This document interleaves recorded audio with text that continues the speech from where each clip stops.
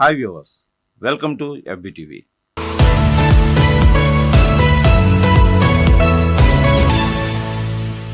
Andhra Pradesh deputy CM Pawan Kalyan ఇటీవలే వెన్నునొప్పితో తీవ్ర ఇబ్బంది పడుతున్నారని, అందుకే ఇటీవల అధికారిక సమావేశాలు కూడా తాను దూరంగా ఉంటున్నారనే విధంగా వార్తలైతే వినిపిస్తున్నాయి. సీఎం చంద్రబాబు నాయుడు అధ్యక్షతన జరిగినటువంటి ఈ కేబినెట్ మీటింగ్ సమావేశానికి ఆయన హాజరు కాకపోవడంతో చాలా ఊహాగానాలు సైతం వినిపిస్తున్నాయి.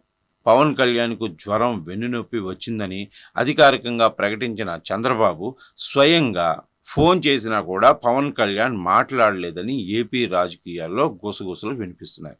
అయితే ఇలాంటి సమయంలోనే పవన్ కళ్యాణ్ తన కుమారుడితో కలిసి పుణ్యక్షేత్రాలకు వెళ్ళటం, అలాగే ఆలయ దర్శనాల కోసం కేరళకు వెళ్ళటం, అక్కడి నుంచి తమిళనాడుకి వెళ్ళటం మరింత చర్చనీయాంశంగా మారింది.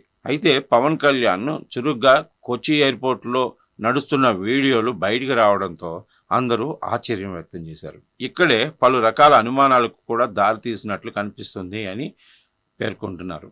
అయితే చంద్రబాబు నాయుడు ఫోన్ చేసినా కూడా పవన్ కళ్యాణ్ తీయకపోవడానికి కారణం నారా లోకేష్ అన్నట్టుగా వార్తలు వినిపిస్తున్నాయి.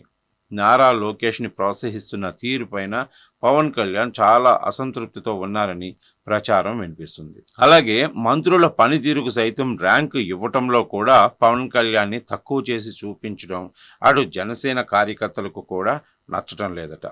ఇప్పటి వరకు అధికారికంగా పవన్ కళ్యాణ్ అసంతృప్తి గురించి ఎక్కడా తెలియచేయలేదు. కానీ పవన్ కళ్యాణ్ చేస్తున్న ఈ రాజకీయ పరిణామాలు చూస్తూ ఉంటే మరొకసారి కూటమిలో చర్చలు కొనసాగేలాగా కనిపిస్తున్నాయనే విధంగా వార్తలైతే బయటకు వస్తున్నాయి. మరి CM Chandrababu, deputy CM Pawan Kalyan మధ్య అసలు ఏం జరుగుతుందో చూడాలి.